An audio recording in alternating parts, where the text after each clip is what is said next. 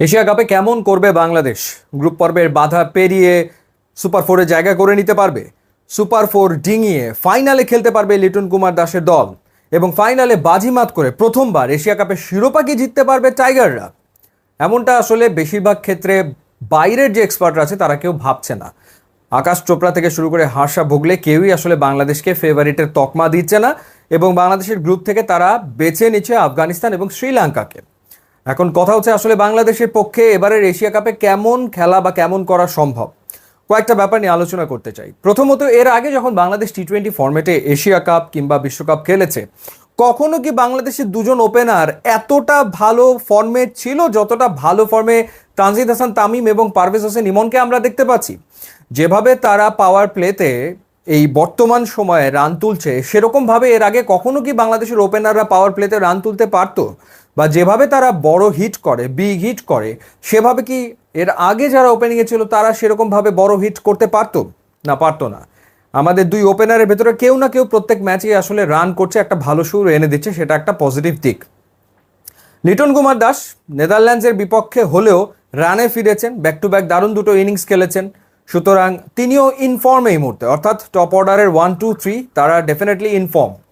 এবার আপনি আমাকে বলুন যে এর আগে কখন কোন সময়টাতে বাংলাদেশের টি-20 দলের লোয়ার মিডল অর্ডারের ব্যাটাররা এরকম বড় বড় ছয় মারতে পারতো বা কুইক রান তুলতে পারতো, যেমনটা আমরা দেখছি এই দলের জাকের আলী অনিক কিংবা রিশাদ হোসেন কিংবা মোহাম্মদ সাইফুদ্দিন কিংবা শেখ মাহাদিকে।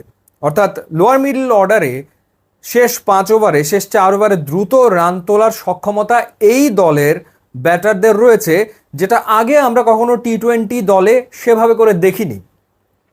এত ভালো স্ট্রাইক রেটে এর আগে কখনো লোয়ার মিডল অর্ডারের ব্যাটাররা খেলতো না, এখন খেলছে।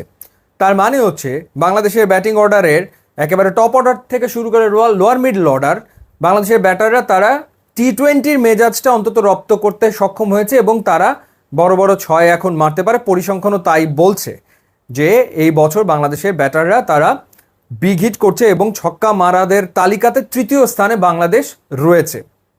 বোলিংয়ের কথা যদি বলি, এরকম বোলিংয়ে ভেরিয়েশন কোন সময়টাতে বাংলাদেশ দলে ছিল? যখন দলে একজন লেগ স্পিনার রয়েছে, দলে মুস্তাফিজ তাসকিনের মতো অভিজ্ঞ বোলার রয়েছে, এবং অলরাউন্ডারের সংখ্যাও বেশি। এত অলরাউন্ডার এর আগে আমরা কখনো দেখিনি। অর্থাৎ নাম্বার 8 পর্যন্ত মোটামুটি ব্যাটার। বোলিং অপশনের ক্ষেত্রে বাংলাদেশের অন্তত পক্ষে 6 জন তো রয়েছে, ক্ষেত্র বিশেষে 7 জন বোলারও হয়তো বা একাদশে দেখা যেতে পারে যারা বল করতে পারে। সো এই যে ভেরিয়েশন, এই যে অপশনস, মোর অপশনস, ব্যাটিংয়ের ক্ষেত্রে অনেক অপশনস এবং বোলিংয়ের ক্ষেত্রে এত অপশনস, এটা তো এর আগে কখনো টি-20 ফরম্যাটে বাংলাদেশ দলে আমরা দেখিনি। এবং এর রেজাল্টও বাংলাদেশ পেয়েছে। পরপর 3টা টি-20 সিরিজ বাংলাদেশ জিতলো। এর ভিতরে দুটো তো বেশ শক্তিশালী দলের বিপক্ষে, একটা শ্রীলঙ্কার বিপক্ষে শ্রীলঙ্কার মাটিতে, একটা পাকিস্তানের বিপক্ষে দেশের মাটিতে, এবং আর একটা নেদারল্যান্ডসের বিপক্ষে। এছাড়াও ওয়েস্ট ইন্ডিজের বিপক্ষে ওয়েস্ট ইন্ডিজের মাটিতেও বাংলাদেশ টি-20 সিরিজ জিতেছে। তো সামগ্রিকভাবে এবারের যে প্রিপারেশন, সেই প্রিপারেশনটা বাংলাদেশ দলের ভালো হয়েছে। তো সেই ক্ষেত্রে বাংলাদেশের অবশ্যই ভালো করা উচিত। যেমনটা বলেছেন জাকের আলী অনিক, যেমনটা বলেছেন লিটন কুমার দাস, যেমনটা বলেছেন তাসকিন আহমেদ, তারা সবাই একটা কথাই বলেছেন যে বাংলাদেশের লক্ষ্য এবার আসলে চ্যাম্পিয়ন হওয়া। এর আগে বাংলাদেশ 3বার এশিয়া কাপের ফাইনাল খেলেছে। 2012তে পাকিস্তানের কাছে হেরেছিল, এরপরে 2016, 2018তেও এশিয়া কাপের ফাইনাল খেলে ইন্ডিয়ার কাছে হেরেছে। সো এবার বাংলাদেশের একটা সম্ভাবনা ডেফিনেটলি রয়েছে। তবে একটা জায়গাতে চিন্তার বিষয়, সেটা হচ্ছে অভিজ্ঞতার অভাব।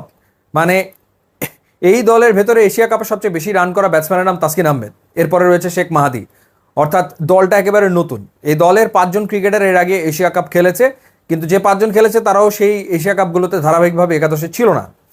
বলা যায় একরকমের একটা নতুন দল নিয়ে বাংলাদেশ এশিয়া কাপে গেছে, এবং এই তরুণরাই বাংলাদেশের ভরসা। আবার এই তরুণদের অনভিজ্ঞতা বাংলাদেশকে ভোগাতে পারে। তারপরেও এবারের এশিয়া কাপে বাংলাদেশের ভালো করার উজ্জ্বল সম্ভাবনা আসলে রয়েছে। ইউটিউব, ইনস্টাগ্রাম লিঙ্ক আছে, আপনারা যোগ দিলে খুবই খুশি হবেন। Thanks for watching.